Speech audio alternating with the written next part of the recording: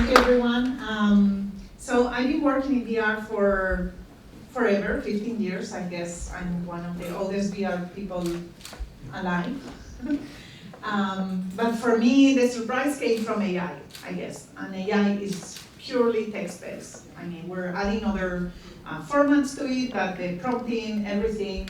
And so the first realization is that XR is to AI what screens has been to computers, right? The XR is seeing what you're seeing, it can query, it can, so it really changes how we are gonna interact with computers. To the point that some people are thinking that we might get rid of operating systems altogether, right? So it's becoming a very crazy moment in tech. I always say this is the first time tech has disrupted itself. Until now, we only disrupted other industries. And so this is the rabbit. It's a super cute device. I got it for my children. And actually, when it was hacked and they found it on top of Android, so that's happened. But the idea is that you just query things without having any menu, any representation, etc. And this is the rabbit, right? It's super cute. By the way, the company who designed it, they do amazing industrial design. So this is a legitimate question, and by the way, this is a talk I gave internally to my team in a larger setting we had earlier this year. And this is my concern. AI is becoming this thing of prompts. It reminds me of command prompts, and I think we're at an MS-DOS moment of OS, right? Again, so we're kind of even, and if you think of, how many people here use Linux? Yeah, and I mean, you use it, but normal people will not use it, right? People use Mac. And You guys use it. I know, I mean, Unix is, yeah, you might be using different forms of Anaconda or whatever, but this still uses a lot of UI. And this is one of the best theses I've ever read, and I read it frequently, by Kai Jinsha in University of Toronto. He's now in San Diego. And he works around this idea of can everything be treated as an object? He plays very well around here. And in fact, what we have been building over the years, and we are now building in VR, and I'm working a lot with Ken Pfeiffer on this type of things, which is how do we transfer the evolutionary restrictions and wonders of humans to be interfaced with computers? And now is with AI, right? And in fact, that a lot of people are thinking that we remove all of these layers to just interact with AI. It's like a very interesting exercise of reinversion. However, the problem is that if we remove those layers, human cognition is super limited in many things compared to AI. I was talking to Sherry Asenkot earlier this year. She gave the keynote at IEEE, and she said, all technology is assistive technology, right? The car allows you to go faster, the plane makes you fly, and AI is the first assistive technology for cognition that renders almost all of us less, I don't think it's ever gonna be better than a human, but it will be faster, at many things. And in fact, when you look at the AlphaFold, they're calculating that it would have taken a human, every protein, it takes a whole PhD, right? So it's so many years of PhD, it's almost a century or 2 centuries. So it's about time, right? And then there are other limitations when we're interacting. And when I say XR is to AI what the screen is to computers, I mean for humans. Of course, AI in supercomputers, does computation. I'm talking about how I use it in my real life. And so one of the limitations of human cognition is discovery. This is the Milner Award talk from Yvonne Rogers at the Royal Society. And she talks about technologies to help you think, which it's a wonderful talk. And she's kind of thinking of, you take different roles. Sometimes you're editing, sometimes you're writing, sometimes you're reading, sometimes, and then all these different technologies might help you doing different things on your building a scaffolding of thinking. So one of the other problems is memory, right? We were talking before memory palace and all the type of strategies, and one of my articles in Scientific American before it became woke and said things like, standard distribution is racist or things like that. Before that, I published an article there talking about how hippocampus was perhaps first developed to achieve navigation. You were finding a water source that you needed to return to your original position. So it was very much about geographic understanding and memory, right? So the idea of a memory palace brings you a little bit that way into that original allocentric capacity of remembering where you are. So humans are very limited also in remembering options. This is the alpaca instruction dataset. It's one of the smallest LLMs that exist, open source by Stanford. And these are all the different instructions you can make on the dataset, right? So this is an LLM trained for instructions. And yeah, you can remember that you can create a program or create a list, an algorithm, a function. You can classify this article, but are you gonna remember all these options, right? So that is a challenge. This was very nice. I thought, it's good. We're giving people tips on how to improve the prompts and start with action words, add context, be clear and specific. Many of these things we can already infer from context of what we're already doing. So I've been working a bit on that. But however, when we are talking with LLMs and with text, currently it looks very much like this, and you send something very long, and I have to send this email, and I need to look formal, and I sent this other thing the other day, and so once you're done with all of that, it gives you something that you need to fix. So then you reiterate. Try doing that in text, in a speech, right? Impossible. Especially because a speech is very slow. It's slower than a router. There was this paper in Science Advances, Science magazine. They explore the whole of languages we know, in the different families of languages. And they found that no matter which language you're speaking, the bits that you're transmitting is 39 bits per second, which is about the speed of a router.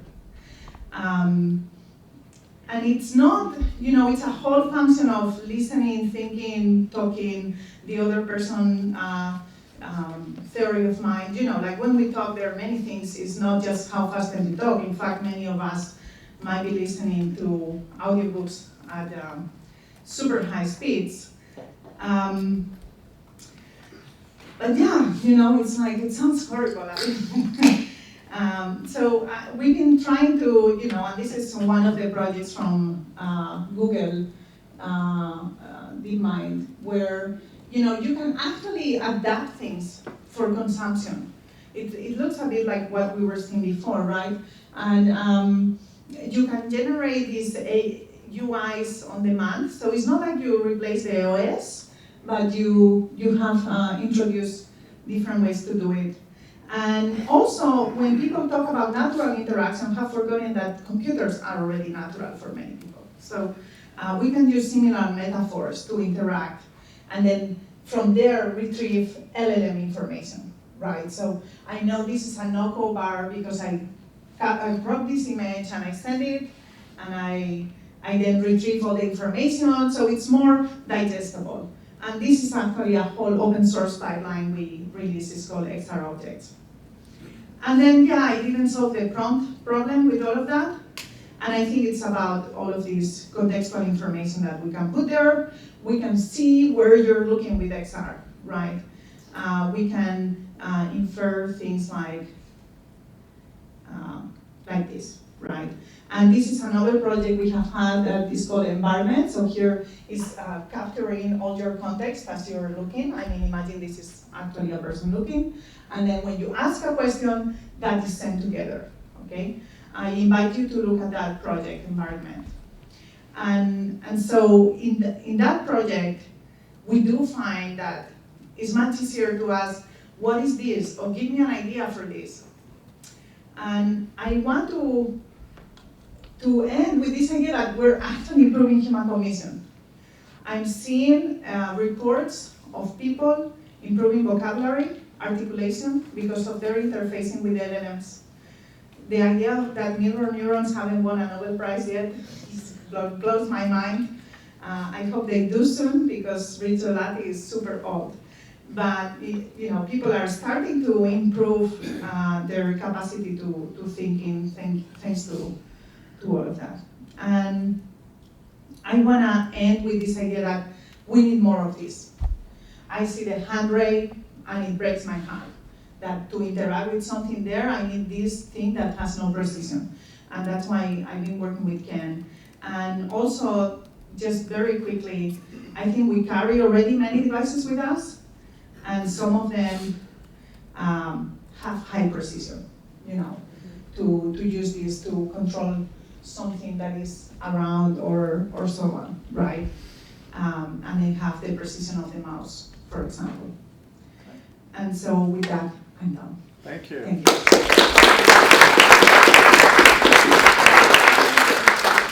3 minutes worth of questions, everybody. Yes, Carl. So you mentioned, perhaps hyperbolically, that there's a possibility to replace operating systems with AI. What we currently colloquially refer to as AI is generative adversarial networks, usually like GPT, etc.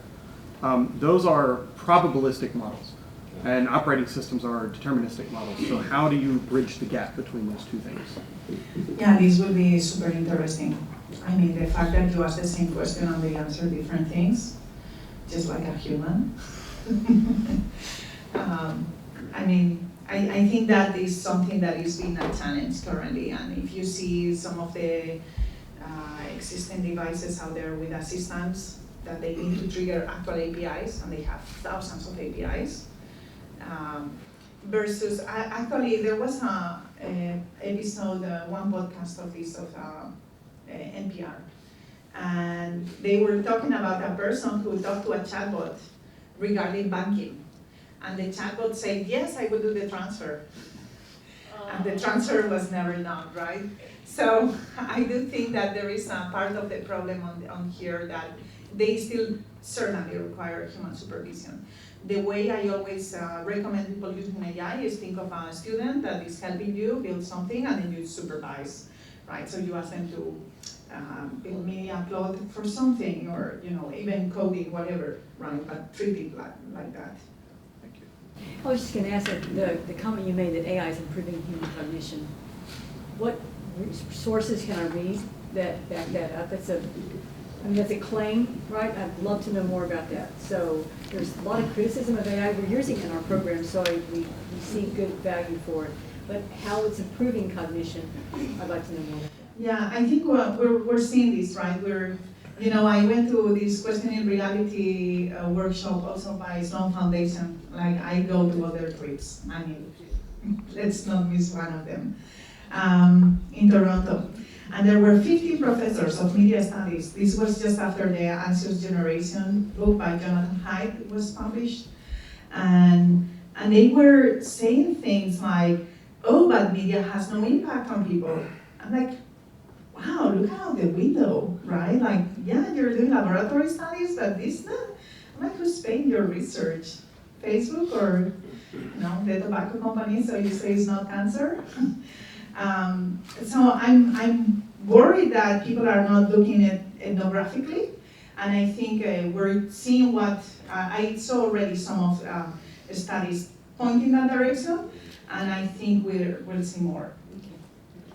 Mark, first and short, please. Yeah, very quick. It's something you picked up at the end. You're just saying, okay, so we need a bit of adult supervision for the models. Can you point us to where that's being done? Because it's very difficult. If you're building a system, you're not best placed to understand its limitations or its ethical problems. So what area of work or science, probably possibly outside tech, is actually doing the heavy lift on that? Well, this is going to be very interesting because we're moving from command prompt type of things, command interactions, to goal-driven interactions. So how much agency you give to an agent to perform, send an email to my boss, and then you cannot undo that, right? So there is a series of items there that we will have to cross. But so far as a personal use type of thing, I think it's fully under your control, right? You're using this for augmenting your information. I think people are scared, but I think we have already outsourced most of our intelligence. I'm here, I don't even know how to build my own clothes, my own food, I'm bad at it. And I had no idea how to build this building.